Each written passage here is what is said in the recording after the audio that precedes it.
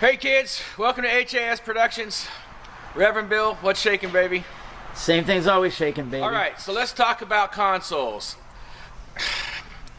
When Midas told me that they're going to come out with this new analog version of the old Analogue Venice console, I thought to myself, why would you?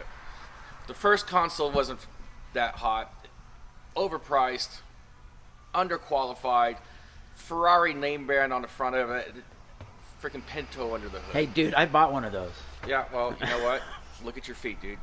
So when they said they're going to redo it, nothing but why came across my head, because you can get a digital console in any price range at this point. You can get digital consoles for under $1,000, and digital's the way everybody's going. So why would you? I didn't really understand it, and why would they try to improve that turd of a console in the first place, or reintroduce it, or whatever it was they're going to do?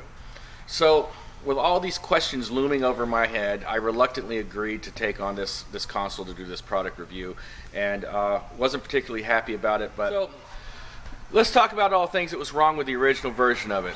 60mm faders, limited EQ, no phase reverse on the channels. I think the auxes were fixed. Were they fixed? I don't remember. Two of them were fixed. Yeah. So at the end of the day, if the console had anybody else's name brand on it, it would have been a $2,000 console, not a $5,000 console. So I checked the price point on a new one, and it's about the same price point. Actually, I think it's a little bit less money. Yeah, it is a little less. And so money. if it's going to be a little bit less money, it should be a little less console. So again, why would you?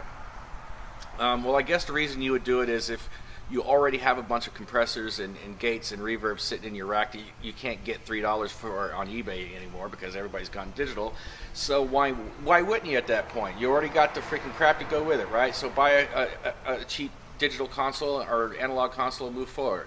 So now let's go over here and take a look at this sucker. Walk this way. This console actually doesn't suck.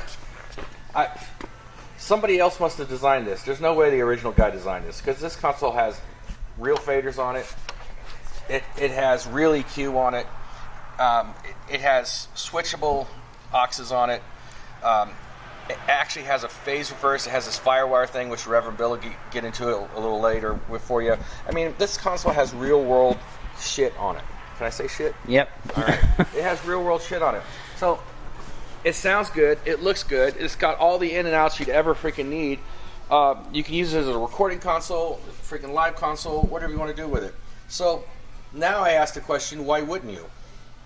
If you need a small console and you don't want a small digital console, you want something that's got some warmth and some balls to it, why wouldn't you buy this console? Look at this EQ.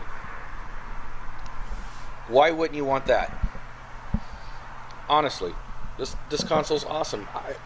I don't know why they did it when everybody's going into the whole digital thing. I don't know why they wasted the time, effort, and money to do it, but there's definitely a market for this console.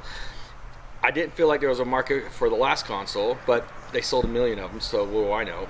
And but I think that there is a market for this console. I think small clubs, small sound companies, or just simply guys that do not want to be digital, that doesn't have a ton of money to spend. If you can't afford a Heritage 3000 and you want an analog console, or you can't afford to carry it around on your back, this is for you. You guys used it at the ACM gigs? We used it on our acoustic stage at the Academy of Country Music Festival at the Mandalay Bay, and we had probably 15 or 20 a day name brand acts that came through and did acoustic shows. It sounded phenomenal, worked flawlessly. This console has the Ferrari emblem on the hood, and it has the twin turbo V12 under it. So there you go. So there you go. Anything else? Are we over and out? I think we're over and out. Thanks all.